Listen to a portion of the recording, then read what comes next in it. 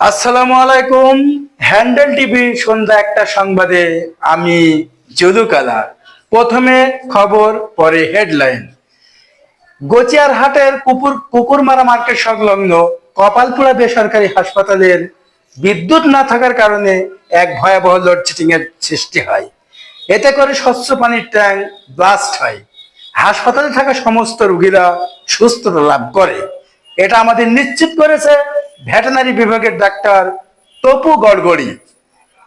আমরা এখন এ নিয়ে জানতে চাবো আমাদের ফটকির খালে থাকা সাংবাদিক তপু বয়রার কাছ থেকে। তপু বয়রা, আপনি কি শুনতে পাচ্ছেন? তপু বয়রা, আপনি কি শুনতে পাচ্ছেন?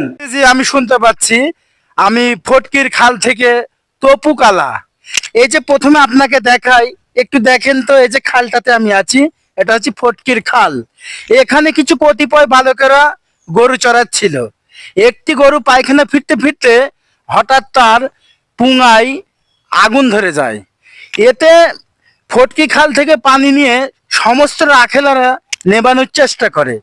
এক পর্যায়ে তারা কি ব্যর্থ হয়, সমস্ত ফটকি খালের পানি ফিরে যায়, তবু তার ইজ্জতের আগুন নেবানো সম্ভব হয়নি।